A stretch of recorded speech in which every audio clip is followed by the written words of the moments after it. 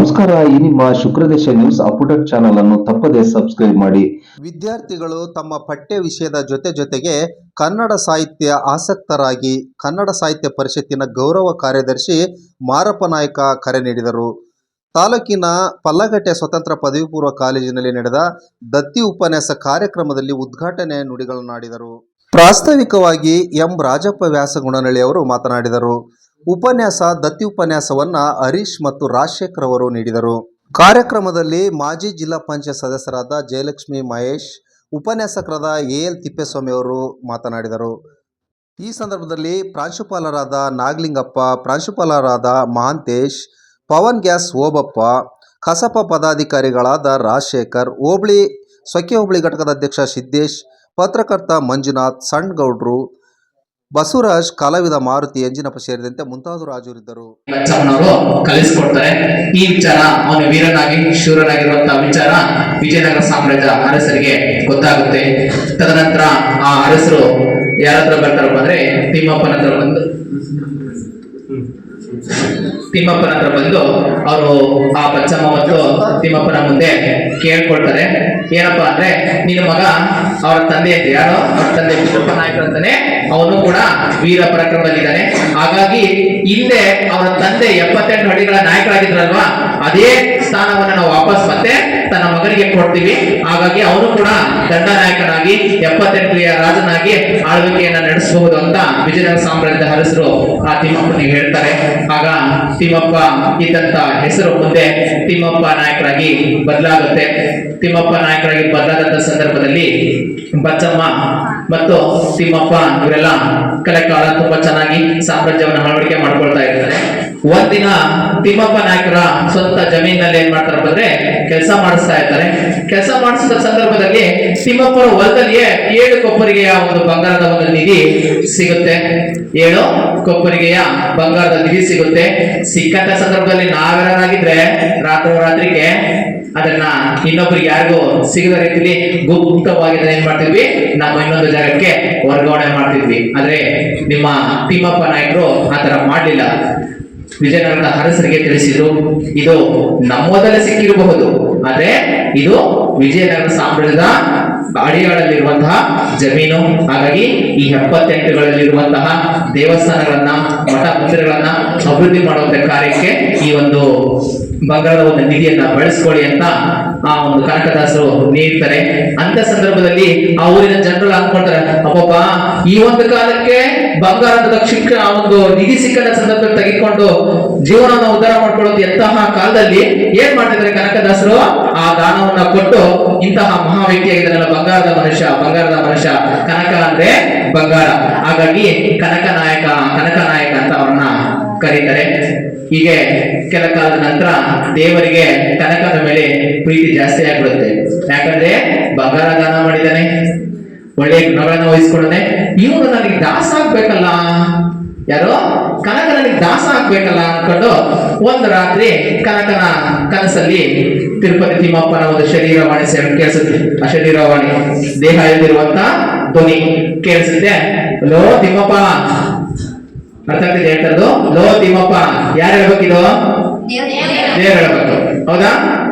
ಇಂತಹ ಸಂದರ್ಭದಲ್ಲಿ ಆ ಒಂದು ನಿದ್ದೆಲಿದ್ದಂತಹ ತಿಮ್ಮಪ್ಪ ನಾಯಕನಿಗೆ ಆ ತಿರುಪತಿ ತಿಮ್ಮಪ್ಪ ಹೇಳ್ತಾನೆ, ಓ ತಿಮ್ಮಪ್ಪ, ನೀನ್ ನನಗೆ ದಾಸ ಆಗ್ತೀಯ?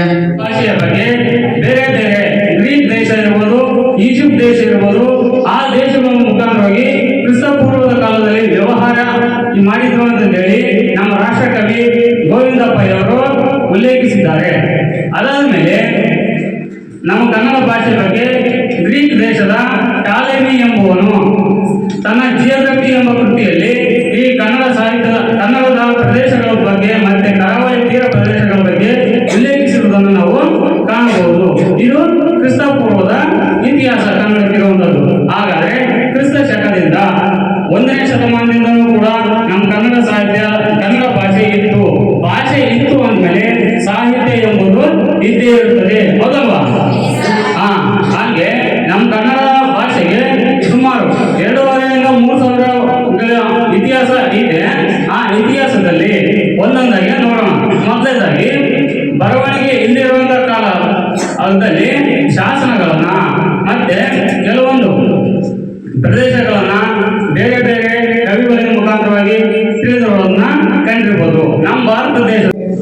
ಸರಿ ಅಂದ್ರೆ ಆಡಿರುವ ನಾಯಕನ ಹೆಸರು ಹೇಳಿದ್ರೆ ನಿಮಗೆ ಸನ್ಮಾನ ಮಾಡ್ತೇವೆ ಅಂತ ಹೇಳ್ತಾ ಕನ್ನಡ ಕಳಿಸೋಣ, ಕನ್ನಡ ಉಳಿಸೋಣ ಅಂತ ಹೇಳ್ತಾ ನಾನು ಭಾಷಣ ಮುಗಿಸುತ್ತೇನೆ. ಜೈ ಹಿಂದ್, ಜೈ